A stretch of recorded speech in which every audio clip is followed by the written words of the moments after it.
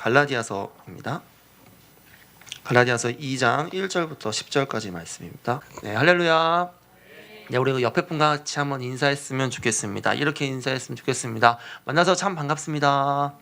네, 만나서 반갑습니다. 네, 반갑습니다. 네, 오늘도 오른쪽으로 좀 치우쳐 계시네요. 네, 오른쪽으로 제가 집중해서 보도록 하겠습니다. 네, 2019년도에 제가 개인적인 이 소망이 몇 가지가 있었습니다. 개인적인 소망 중에 하나가 갈라디아서 강해 설교를 내가 1장부터 6장까지 다 만들어 보자 라고 이제 마음을 먹었었어요.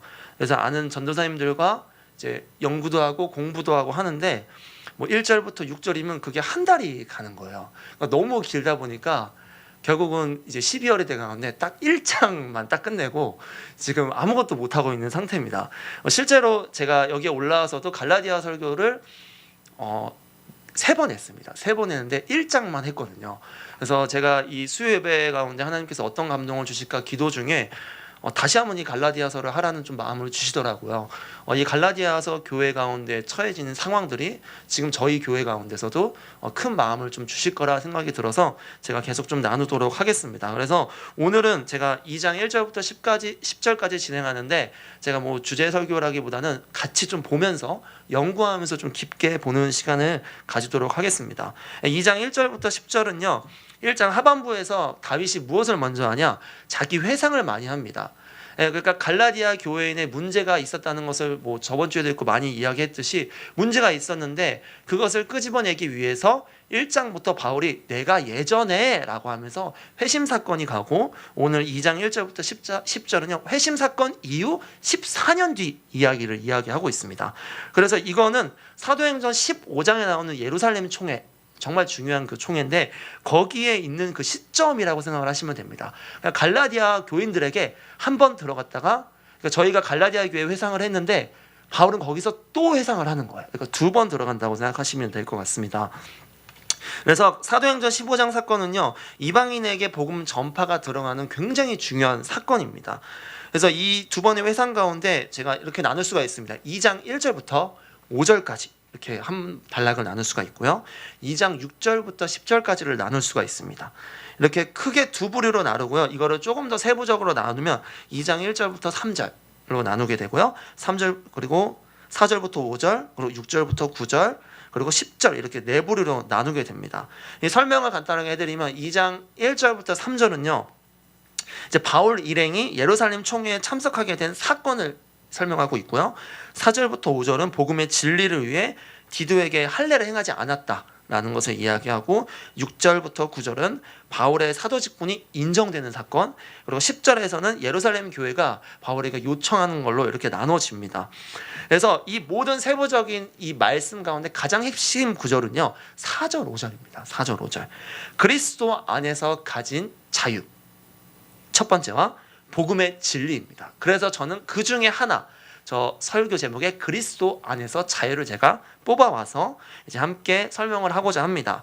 우리 1절부터 같이 한번 읽어보면서 천천하게 말씀을 나눠봤으면 좋겠습니다. 우리 1절 다 같이 읽겠습니다. 시작.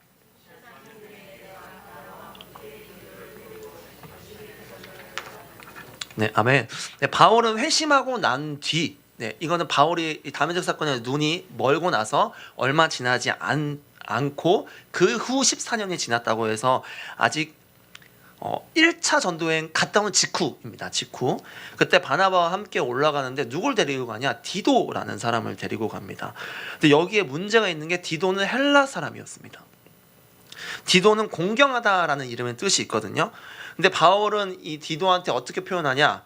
디도서 1장 4절에 나의 참 아들이다 라고 표현하기도 하고요. 이 디도는요 나중에 고린도 교회에서 목회를 하기도 합니다.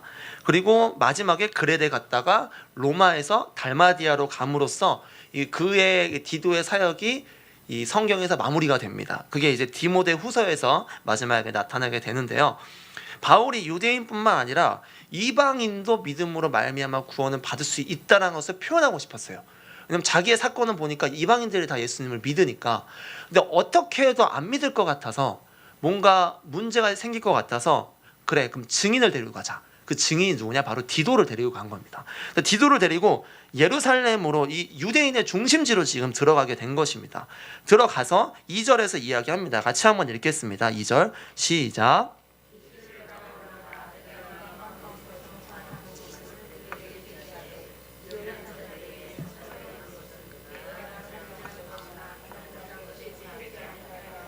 아멘. 네, 바울은 계시, 그러니까 즉 하나님의 뜻에 따라서 지금 올라갔다는 게 예루살렘으로 갔다라는 겁니다.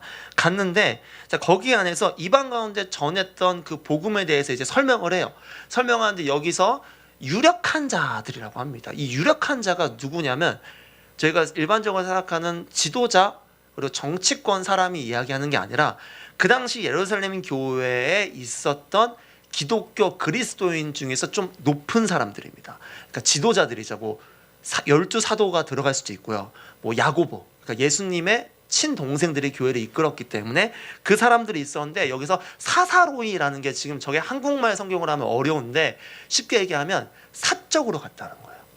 그 유력자들, 이렇게 이름 있는 사람들한테 정치 약간 위치 큰 위치 있는 사람한테 사사로이 그냥 조용히 가가지고 그 사람들한테 다름질했다라는 거는요 설명했다는 거예요. 내가 열심히 가가지고 이게 이방인 사도가 어떻게 되고 내가 일어날 일들이 유대인뿐만 아니라 이방인에게도 복음이 들어간다고라고 표현을 해요.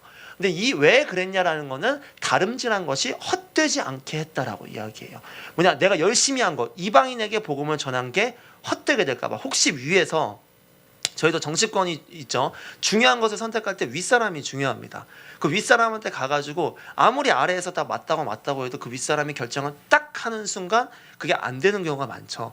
그러니까 그거를 생각을 했던 거예요. 바울은 머리가 좋은 사람입니다. 그러니까 가가지고 최대한 많이 알려고 이거 아니에요, 지금 내가 전하는 게 진짜예요 라고 지금 설명을 하고 있는 겁니다. 근데 신기하게 바울은요 절대로 어떤 사람이냐, 이방인의 복음을 할 때 열심을 다했던 사람이에요. 근데 바울이 지금 전하는 건 뭐냐, 믿음에 대해서 강조를 얘기합니다. 믿음과 행위를 우리가 두 가지로 나누죠. 근데 믿음과 행위를 나눌 때 여기서 말한 거는 행위가 너무 구원 영역까지 올라갔다라고 이야기를 하고 있는 거예요. 그래서 바울은 믿음을 막 강조하고 있는 상태인데 여기서 간과하시면 안 되는 게 바울이야말로 진짜 행위가 최고였던 사람입니다. 그렇기 때문에 막 박해하고 열심히 믿고 하는데 2절에서는 그거를 보여주는 거예요. 내가 진짜 열심히 했어. 내가 이 복음을 위해서 행함으로 했는데 전제가 있습니다. 뭐냐? 율법 준수는 아니야 라고 얘기하는 거예요. 구원에 관해서는 믿음밖에 없어라는 것을 표현하기 위해서 이 표현을 지금 하고 있는 겁니다. 자, 그러면 3절을 같이 한번 읽어보겠습니다. 3절 읽겠습니다. 시작.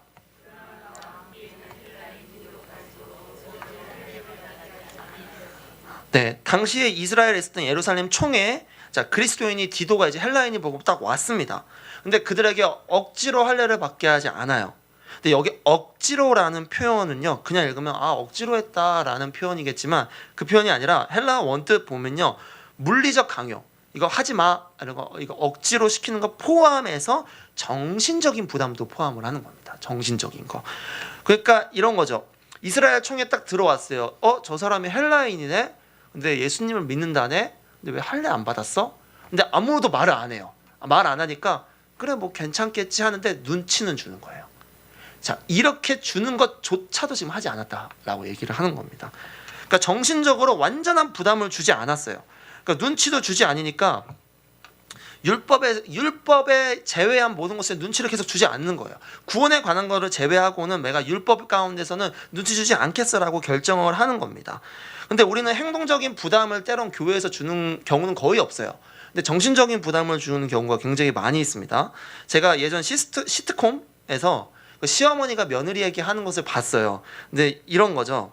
아마 많이 보셨을 거예요. 설거지를 이렇게 쌓여 있어요. 그러면 오늘 너 힘들 테니 며느리한테 이제 얘기하죠. 너는 푹 쉬어라, 내가 다 할게 하면서 해요. 근데 어머니 제가 할게요 하니까 내비둬, 너가 힘들잖아 하면서 내비두고 어머니가 이제 설거지를 합니다. 이제 막 열심히 하고 있는데 막 달크락 하면서 막 아이고 막 이런 소리가 나는 거예요. 자, 그러면 그 며느리가 편할까요? 편하지가 않죠. 그러니까 나보고 하라는 거야 말하는 거야, 이 부담이 가는 거예요. 여기서 말하는 정신적인 부담이 이런 거예요. 이렇게 은근히 눈치 주는 거, 이런 것들이 교회에서 있지 않았다라는 겁니다. 근데 우리 안에는 교회에서 그런 것이 은근히 많을 때가 있어요. 이거 하지 않아야 된다는 거 괜찮아 하는데 눈치로 막 주는 경우도 많이 있고 그런 게 있는 겁니다. 근데 이 예루살렘 초대교회, 지금 갈라디아 교회는 지금 그러고 있다는 거고, 이 예루살렘 초대교회는 그게 그러지 않았다라고 이야기를 하고 있는 겁니다. 자, 그럼 만약에 이렇게 한번 생각을 해볼게요. 만약에 예루살렘 교회 디도가 할례를 받지 않아서 지금 여기에 와 있다고 칩시다. 저희는 다 할례를 받아야 되는 사람들이에요. 자, 근데 이렇게 얘기하는 거예요. 이 교회 성도가 딱 와가지고 디도 잘 있었어? 막 이러면서 얘기를 하는데 이방인 한 명이 또 들어왔어요. 근데 그 이방인 한 명은 할례를 받은 거예요. 그냥 뭔가 더 받고 싶었던 거예요. 여기 디도가 있다고 전제를 했습니다. 그러면 아이고 너 할례 받았다며? 아이고 믿음이 대단해. 어떻게 그런 믿음을 가졌어? 아이고 대단해. 하나님이 축복하실 거야 라고 얘기하면 여기 있는 디도는 어떻게 되죠? 민망해지는 거죠. 그 상황일 수도 있다라는 거예요. 근데 그것조차도 안 했다라는 거예요. 근데 우리는 그런 실수를 굉장히 많이 해요. 막 가면서 축복하면서 뭐 이방인 보면 의도치 않게 저희도 요즘 믿음 있습니까? 우리 연애할 때 이런 얘기를 연애 강사가 이런 얘기를 했어요. 그리스도인 중에 나이 많은 여자들이 결혼을 못하는 이유가 하나가 있대요. 선을 보러 가면요 문제가 뭐가 있냐, 남자는 여자를 만나러 왔대요. 남자는 여자를 만나러 와서 소개팅을 하는데 여자는 무엇을, 신앙이 좋은 여자입니다. 신앙이 좋은 여자는 뭘 물어보냐면 주일 예배 안 빠지시죠? 신앙생활은 얼마나 하세요? 이런 것들을 물어본다는 거예요. 그러니까 그분이 얘기해요. 남자는 여자를 만나러 왔는데 여자는 어떻게 보면 영적 군인으로 왔다라는 거죠. 영적 군사로서 막 이렇게 하고, 자 어떤 사람이에요? 막 이렇게 검문하듯이 이렇게 얘기를 한다는 거죠. 자, 그런 것처럼 지금 그럴 수 있는 게 교회 안에 많이 있습니다. 그리고 갈라디아 교회는 그게 가득 차 있는 상태였어요. 그러니까 얘기하는 겁니다. 초대교회는 절대 그러지 않았어 라고 이야기를 하는 겁니다. 자, 말과 행동에도 안 그러는데 또 이렇게 줄 때가 있어요. 뭐냐? 표정. 안녕하세요 했는데 표정은 뭐 어서와 하는데 표정은 막 굳어 있어요. 그럼 저 사람이 왜 나한테 기분이 나쁜가? 이런 것들조차도 하지 않았다라는 겁니다. 그래서 이렇게 얘기하는 겁니다. 갈라디아 교회는 그렇지 않아서 처음에 갈라디아 교회도 괜찮았어요. 근데 시간이 지나니까 시선으로 사람을 죽이고 행동으로 죽이고, 더 나아가 뭐죠? 바울의 사역, 바울의 사도권까지 공격을 했던 겁니다. 그래서 시선으로 죽이지 않는 연습을 우리가 해야 돼요. 잠언 10장 19절에 이렇게 얘기합니다. 말이 많은 곳에는 뭐가 부족하지 않다고 하냐면 죄가 부족하지 않대요. 말이 많은 곳엔 죄가 부족하지 아니하거니와 자기 입술을 금하는 자는 지혜로우니라. 말이 많으면 죄를 질 확률이 커진다는 거예요. 별 생각 없이 말하게 되는 게 있거든요. 그냥 정말 그 사람을 생각한다고 이야기하는데 그게 상처가 될 때가 있어요. 이러한 눈치도 주지 않는 거죠. 이런 눈치를 주지 않는 게 아니라 이러한 눈치를 우리가 줄 수 있다라는 겁니다. 그러니까 우리가 그런 것들을 계속 알아야 되는데, 예루살렘 교회가 그렇게 가능했는데 가능한 이유가 어디서 나오냐? 4절에서 나옵니다. 우리 4절 같이 한번 읽어보도록 하겠습니다. 시작.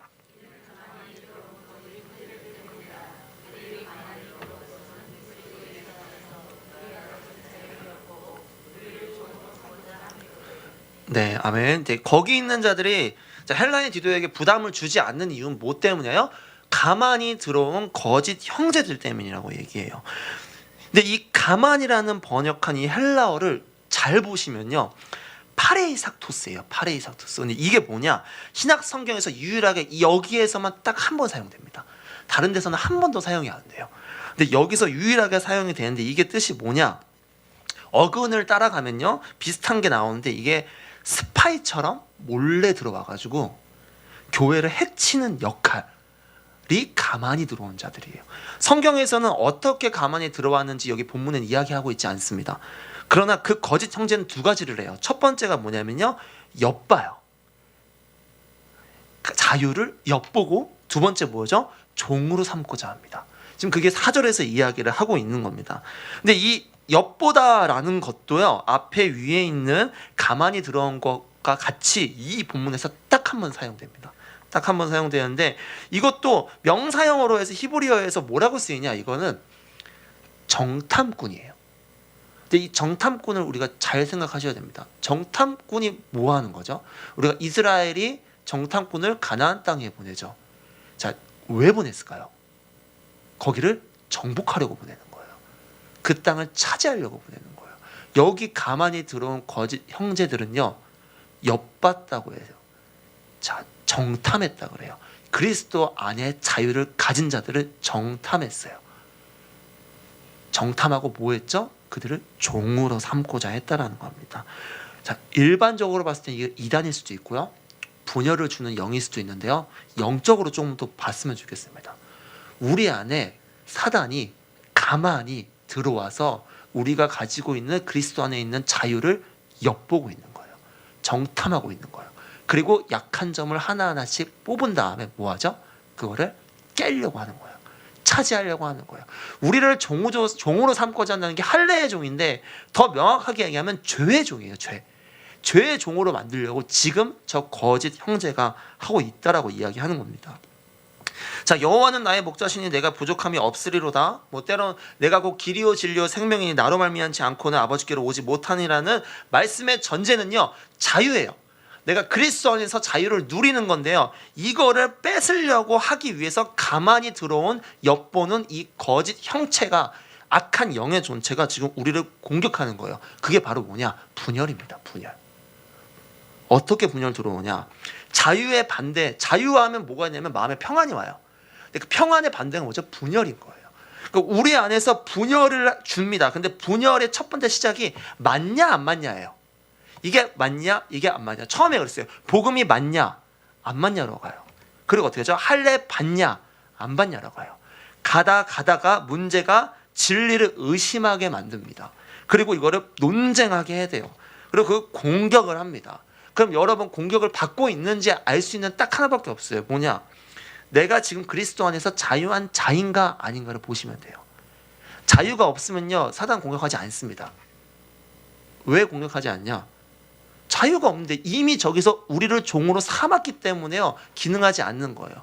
근데 하나님의 원리에 따라서, 그 심선민 성도님이 얘기했잖아요. 십자가가 보인다고. 그리스도 안에 있는 자들은요, 사단도 알아요. 저 가만히 있는 것도 알아요. 영적 우리를 채우려고 해요. 그렇기 때문에 공격을 하는 거예요. 근데 분열의 영을 계속 우리 가운데 주는 겁니다. 그래서 자유함과 만족함을 잃어버리게 되는 거예요. 그렇기 때문에, 그럼 제가 물어볼게요. 우리 안에 예수님이 없을까요? 다 있어요. 교회 안에 성도님들이 다 있습니다. 근데 어떻게 모시느냐가 정말 중요한 겁니다. 제가 다니엘 기도회를 이제 드리다가, 사모가 이제 일하는 때 빼고는 최대한 나왔어요. 이제 예배를 드리고 하는데, 어느 날 기도를 하다가 이제 차를 타고 가는데 사모가 그런 고백을 하더라고요.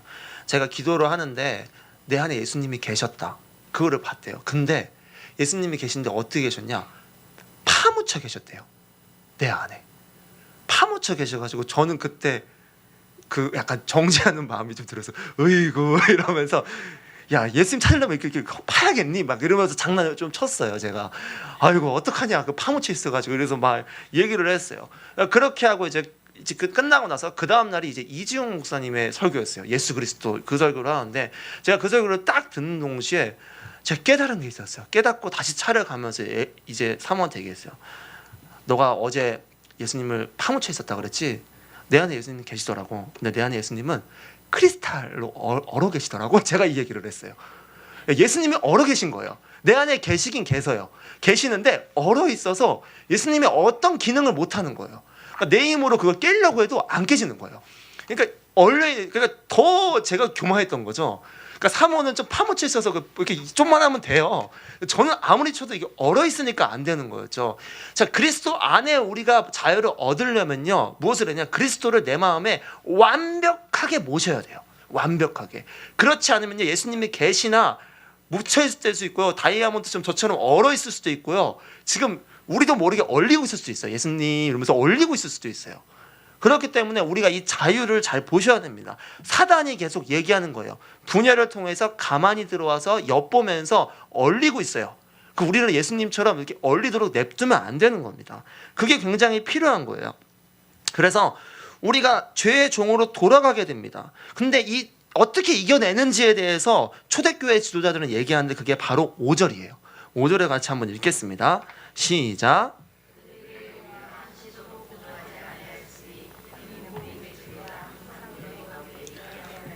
네, 아멘. 바울이 초대교회 성도들에게 이 공격에 한시도 복종하지 않았대요.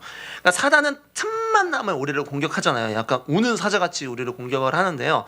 예전에 한 목사님이 그런 이야기를 했어요. 사단이 얼마나 그 틈을 잘 들어오냐. 이 성경책 보면 이거 이 한 사이에 여기 이 조그마한 틈만 있어도 사단은 들어온다라고 이야기를 하더라고요. 그만큼 이만한 틈이 아니에요. 진짜 우리가 보기 힘든 그 틈만 있어도 사단은 우리 가운데 공격을 한다라는 겁니다. 그러니까 여기서 얘기하는 게 뭐냐? 나는 한시도 복종하지 않았대요. 한시도. 그러니까 한시도 그리스도 안에서 자유를 유지하기 위해서 무엇을 가졌냐? 여기서 뭐하죠? 복음의 진리라고 해요. 이 복음의 진리가 뭘까요? 바로 십자가입니다. 십자가. 복음의 진리가 십자가입니다. 내가 십자가 앞에 늘 무릎 꿇고 더러운 것들을 깨트려야 돼요. 십자가 앞에 놀라운 능력이 있습니다. 우리가 그것을 믿으셔야 됩니다. 제가 아까 얘기했죠. 크리스탈이라고 그랬어요. 그와 동시에 또 보았던 게 있어요. 내 안에 예수님이 크리스탈처럼 얼어 계신데 아무리 제가 막 치고 쳐도 안 깨지는 거예요. 별의별 노력을 하고 막 해도 안 된다는 게 다 떠오르는 거예요. 기도원 가도 안 되고 뭐 해도 안 되고. 근데 깨지는 게 있었어요. 뭐냐? 제가 십자가로 치니까 금이 가더라고요. 깨지진 않았어요. 얼마나 두꺼운지 깨지진 않더라고요. 근데 금이 갔어요. 제가 그때 깨달았어요. 아, 예수님을 우리 가운데 모실 수 있는 거는요, 십자가밖에 없습니다. 우리 안에 십자가가 기능이 돼야 됩니다. 내 안에 죄악들이 십자가 앞에 무릎을 꿇어져야지, 그게 깨져야지 예수님께서 자유함을 얻는 겁니다. 우리가 지금 예수님의 자유를 못 얻고 계시다면요, 예수님의 십자가가 지금 우리 안에 기능이 안 되고 있을 수가 있습니다. 그러니까 그거를 보셔야 됩니다. 초대교회는 지금 그거를 알고 있었습니다.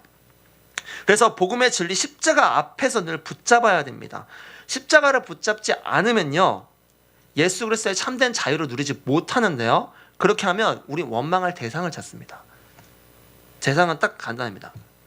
나를 원망하든 남을 원망하든 하나님을 원망하든 세 가지밖에 안 합니다. 근데 이 원망을 없앨 수 있는 건 딱 하나입니다. 십자가밖에 없습니다. 그것이 복음의 진리입니다. 이 복에서 복음의 진리라고 얘기하는 겁니다. 갈라디아서는요, 내용 증명서 같은 거예요. 우리 그 논쟁이 있을 때 이렇게 하죠. 법대로 합시다. 이렇게 얘기하죠. 법대로 합시다. 딱 하면 뭐 몇 조 몇 항에 이렇게 나와 있잖아요 하면 할 말이 없잖아요. 똑같은 거예요. 갈라디아서는요, 변증서라고 해서 자 한번 봅시다. 예수님의 십자가 이거예요. 예수님의 그리스도가 이거예요 라고 하는 내용 증명서기 때문에 굉장히 강하게 이야기할 수밖에 없는 겁니다. 아무리 너희들이 말해도 그리스도 안에서밖에 자유가 없어. 복음의 진리밖에 없어. 십자가밖에 없어라고 지금 말하고 있는 겁니다. 십자가는 절대 양보가 없습니다. 그리고 그리스도 안에 자유도 양보가 없습니다. 그래서 자유를 놓치면 안 됩니다. 근데 6절 10절에서는요, 그리스도 안에 자유한 자들, 그 당시에 그걸 놓치지 않고 자였던 모습이 보여지는데요. 이게 제가 말했죠. 갈라디아 교회가 아니라 초대교회입니다. 초대교회. 그 당시 예루살렘 총회했던 교회입니다. 6절, 8절까지 그 모습이 나오는데 우리 같이 한번 큰 목소리로 6절부터 8절까지 읽어보겠습니다. 시작.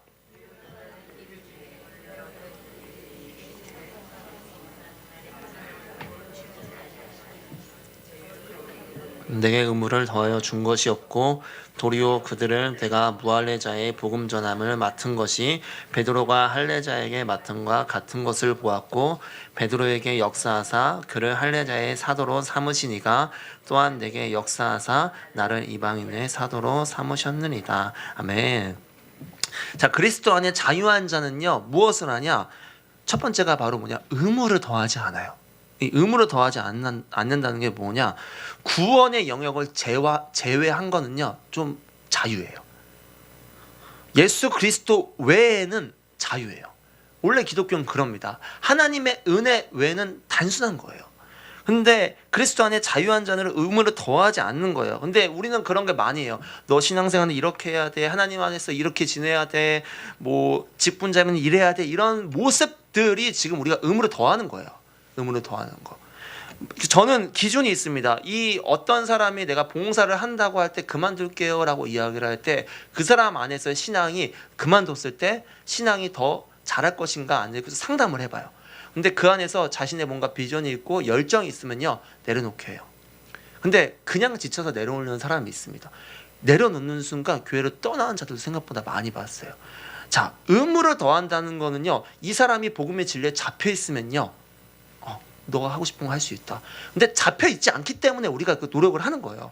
잡혀 있지 않기 때문에. 그래서 그리스도 안에 자유한 자는 최대한 내 안에 그 자유의 의무, 예수 그리스도의 확신이 있으면요, 그 사람은 존중해 줄 알아야 됩니다. 존중해 주는 연습을 해야 됩니다. 그것이 바로 됐었어요. 그래서 봉사를 해요. 뭐 쉰다고 합니다. 막 이렇게 이야기할 때 우리 안에 점검하셔야 됩니다. 그 안에 진짜 마음이 무엇인지, 예수님을 사랑하는 마음인지, 우리 안에서 예수님을 사랑하는데 더 봉사해야 돼, 이런 의무를 주지 마세요. 기도해보고 결정한 사람이라면 오케이 해주시고, 만약에 기도하지 않고 뭔가 그냥 자기 마음대로 했다, 누가 봐도 자기 마음대로 했다, 그러면 잡아주셔야 돼요. 잡고 그래 같이 하자라고 해야 되는 거죠. 그러니까 그것들의 분별이 돼야 됩니다. 근데 우리는 요즘 다 잡죠. 해야 돼. 사람이 없어. 이렇게 하는 거예요. 그 사람은 하나님이 다 알아서 채워주세요. 없으면 또 채워주고, 없으면 채워주고. 사람의 영향받는 데는 교회가 아니거든요. 교회는 하나님께서 세우시는 거기 때문에 전혀 영향을 받지가 않습니다. 그래서 우리가 그리스도 안의 자유는요, 그 사람을 존중해주는 연습을 해야 됩니다. 또 여기서 나오는 게 두 번째는 뭐냐, 부르심을 인정해줘요. 초대교회 성도들은요, 바울을 봤을 때 인정해줬어요. 이렇게 해요. 그래, 개바 베드로, 너는 할례자들에게 전도자야, 복음자야. 그리고 바울로는 이방인의 사도야, 맞으라고 인정을 해주고 있어요. 그리고 각자의 부르심을 인정하는 겁니다. 근데 인정할 수 있도록 돕는 게 있어요. 그게 바로 9절입니다. 같이 한번 읽겠습니다. 시작.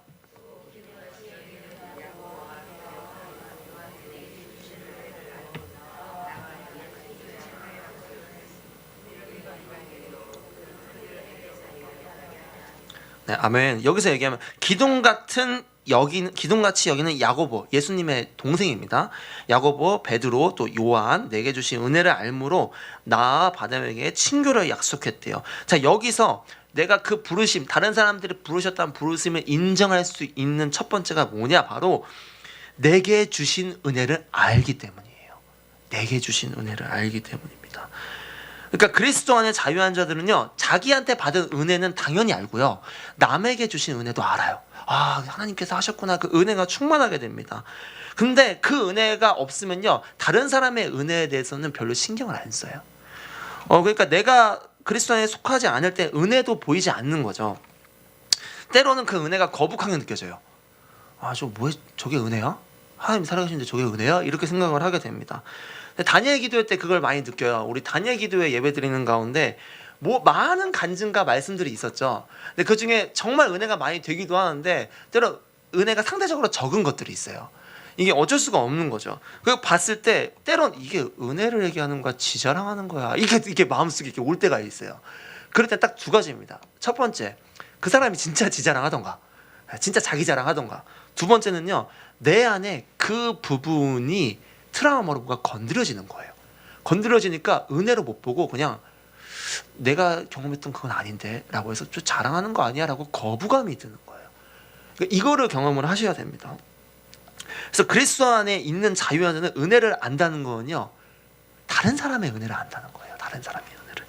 그러면 그 사람은 축복할 수 있습니다.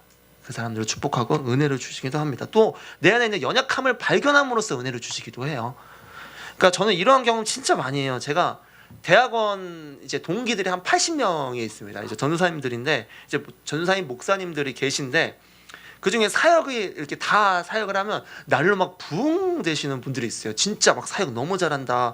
근데 그거를 보면 신기하게 어떤 분들은요, 하나님께서 하시네, 은혜롭다 하는데, 어떤 분들은 저 지자랑만 하는 것 같아, 이렇게 생각이 들어요. 제가 처음에 이상했어요. 왜 그럴까? 왜 저 사람은 은혜스럽고 왜 저 사람은 지자랑하는 거가? 알고 보니까 제 인식과 관련이 있더라고요. 저랑 친하거나 저랑 잘 지내는 사람들이 뭔가 잘 사역을 하고 있으면요, 은혜롭다, 뭔가 부럽긴 하지만 그래도 하나님께서 하셨어, 이 은혜가 되는데, 뭔가 좀 인식이 안 좋았어요. 저 사람은 성격이 좀 이래하면요, 잘하고 있으면 또 말빨 잘하니까 지가 알아서 했겠지, 막 이런 식으로 생각을 하는 거예요. 그러니까 저도 모르게 이 사람은 그게 아닐 수도 있잖아요. 근데 제 관계에 따라 바뀌더라고요. 그러니까 이런 것들을 지금 이야기하는 겁니다. 그러니까 내가 어떤 사람을 긍정으로 보느냐 부정으로 보느냐가 굉장히 중요해요. 그래서 우리가 은혜를 아는 사람에서도 정해져 있어요. 내가 은혜로운 사람은 나랑 친한 사람, 그리고 이 사람들은 하나님이 하신 게 아니라 지 자랑이야, 이렇게 되는 거죠. 그러니까 우리가 고치고 또 하나 자유해지려면요, 다른 사람의 은혜도 우리가 하나님께 주신 은혜구나 라고 계속 붙잡는 연습을 해야 됩니다. 그렇게 하면요 뭐가 생기냐? 비교를 안 해요. 비교를 안 합니다.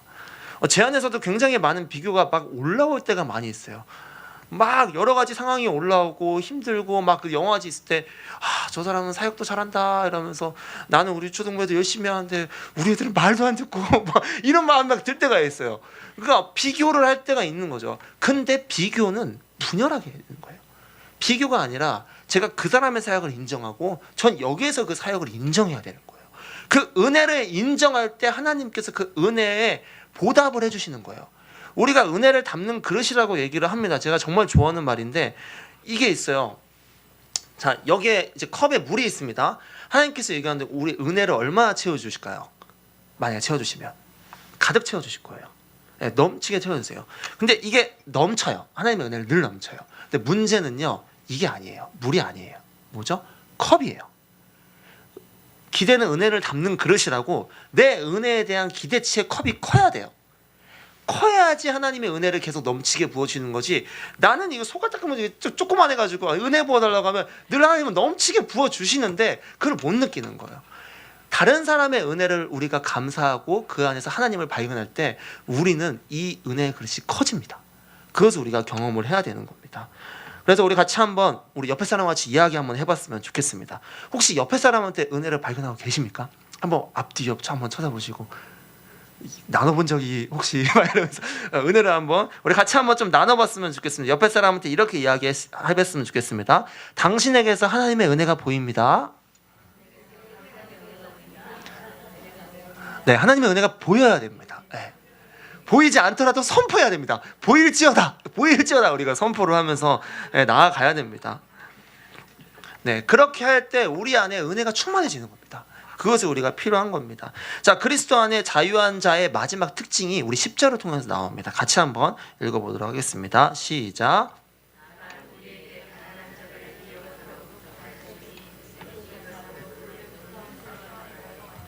네, 교회의 기둥이었던 그리스도인들이 바울에게 부탁한 거는요, 뭐냐면 가난한 자를 기억해달라라고 이야기합니다. 이건 너무 많이 저도 얘기했었고 많은 부분에서 좀 강조되는 것 같아요. 그리스도 안에서 자유를 누리는 자들은 가난한 자를 돌봐요. 근데 그 돌보는 게 물질을 주는 것도 있고요, 또 필요를 돕는 것도 있고요, 또 말동무 해주는 것도 돕는 겁니다. 요즘 말을 하고 싶어도 할 사람이 없다는 사람이 많아요. 그러니까 말동무가 돼주는 거. 최근에 우리 구하라가 또 이렇게 안 좋은 결정을 해서 또 이렇게 하늘나라 갔지 않습니까? 그런 생각이 항상 드는 거예요. 연예인인데 저 사람이 나쁜 생각을 하지 않도록 한 명이라도 마음을 들어주는 사람이 있었으면, 항상 그 생각을 하는 거예요. 누군가 복음을 좀 전했으면, 그 마음을 위로해 줬으면. 이 가난한 자를 돕는다는 거는요, 우리 영적으로 요즘 심적으로 가난한 자들이 많습니다. 그렇기 때문에 혼자 있는 사람한테 다가가줘야 됩니다. 그리고 뭔가 외롭게 있는 사람한테 다가가야 돼요. 그게 바로 우리 가난한 자를 돕는 겁니다. 절대로 물질적인 건 포함해서 그 이유까지 전부 다 되는 겁니다. 또 하나, 기도하는 겁니다. 기도하는 거. 그 사람을 위해서 기도하는 겁니다. 제가 그 다니엘 기도의 마지막에 계속 다니엘 기도 예배를 말할 수밖에 없는데 은혜스러워서 다니엘 프렌즈라는 걸 마지막 날에 했잖아요. 전 그거를 보면서 이게 뭐지? 제가 이랬어요. 뭘 저렇게 해? 그러니까 안 좋게 얘기하는 거야. 너무 대단한 거예요.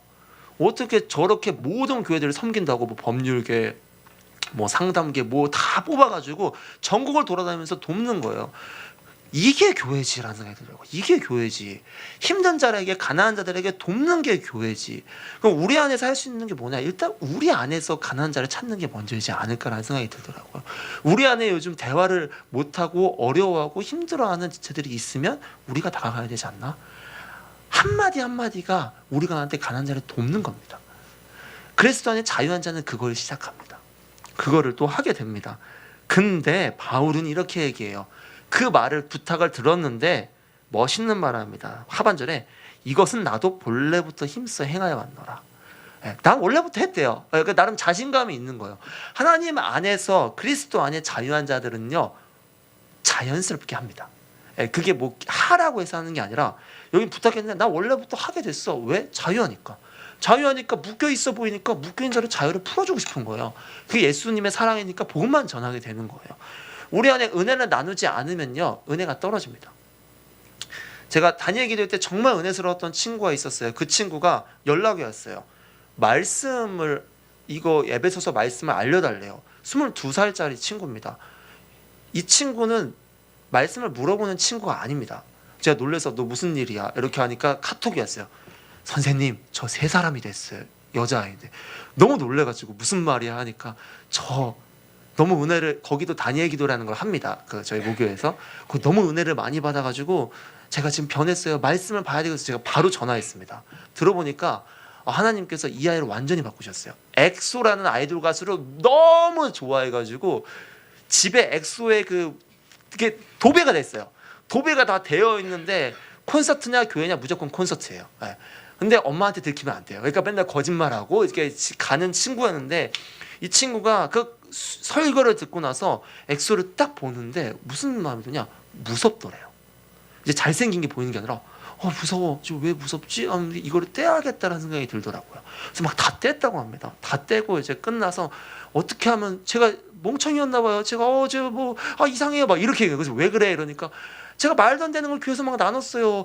이러면서 예수님을 전해야 되는데 내가 무슨 짓을 했는지 모르겠어요. 이러면서 저는 지금 아무것도 없는데 지금 예수님 있는 게 훨씬 평안하고 지금이 좋아요. 이렇게 얘기하는 거예요. 그러면서 이 친구 얘기해요. 저는 행복 찾으려고 엑소를 봤대요. 거기서 맨날 얘기해요. 행복 찾으려면 스스로 개척해라라고 이야기한대요.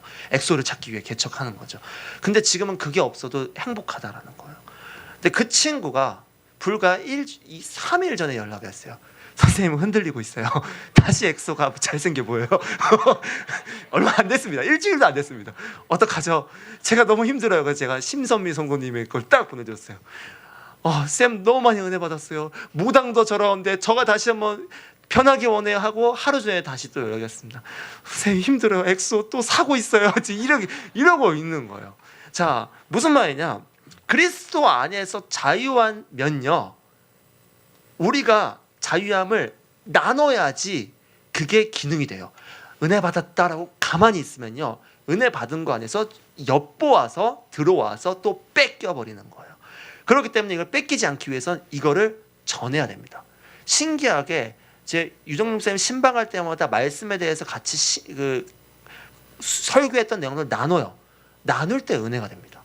나누니까 은혜가 되고 그걸 곱씹고 다시 그 은혜로 내 걸 잡는 거예요. 다른 사람한테 이야기하니까 그게 은혜가 돼서 저도 모르게 막 눈물이 나고 그래요. 왜 그러냐? 나누니까요. 근데 우리 예수님을 머리로 알고 마음으로 알고 전부 다 알지만 중요한 건 나누지 않아요. 은혜도 나누지 않아요. 그러니까 안 되는 겁니다. 여기서 말하는 겁니다. 기억하라. 가난한 자를 기억하라는 건 2가지입니다. 실제적으로 물질적으로 가난한 자를 돕고 또 하나 우리 안에 영적으로 메말려서 가난한 자들을 위해서 여러분이 받은 은혜를 나누십시오. 나눌 때 예수님 안에서 자유해집니다. 그게 어떻게 되냐? 십자가를 통해서. 그게 바로 복음인 것입니다. 우리 말씀을 마치고자 합니다. 우리 2장 1절부터 10절까지 우리 같이 한번 읽었습니다. 네.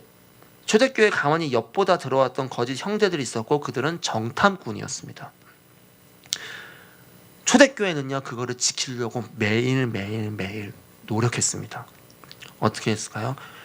인정하고요. 또 하나 은혜를 나누고요. 가난한 자를 도왔습니다. 우리가 이 시간 그러한 교회가 됐으면 좋겠습니다. 정말로 간절히 원합니다.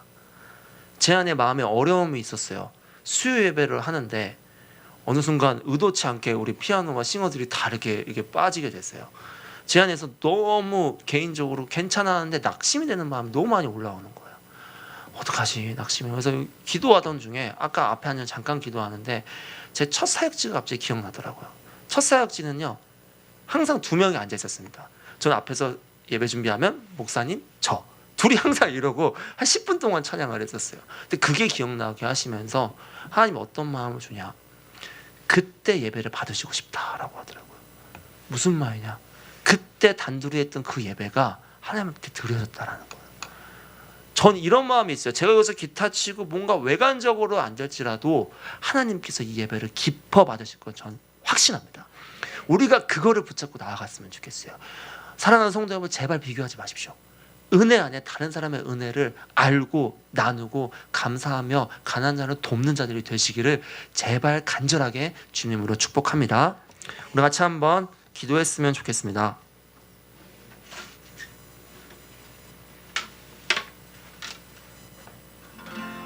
우리 같이 한번 기도했으면 좋겠습니다. 같이 기도할 때 하나님, 이 시간 가운데 우리의 은혜를 다시 한번 발견하게 됩니다. 하나님, 우리가 그리스도 안에 자유한 자입니까? 우리가 그리스도 안에 속한 자입니까? 우리 안에 그리스도를 지금 모시고 있습니까? 아니면 여전히 가만히 들어온 거짓 형제에게 엿보아서 정탐꾼처럼 우리를 지금 빼앗고 죄의 종으로 만드는 종에 우리가 무너지고 있습니까? 우리 시간 같이 한번 기도할 때 하나님, 내가 예수 그리스도의 이름으로 선포하며 나아가오니 내가 다시 한번 복음의 진리를 붙잡게 하시고 그리스도를 붙잡게 하시고 하나님 앞에서 나아가신 예수님께서 우리 가운데 피 흘려 돌아가신 십자가를 붙들게 하여 주시옵소서. 그런 마음으로 우리 같이 한번 주여 요청하시고 기도하겠습니다. 주여.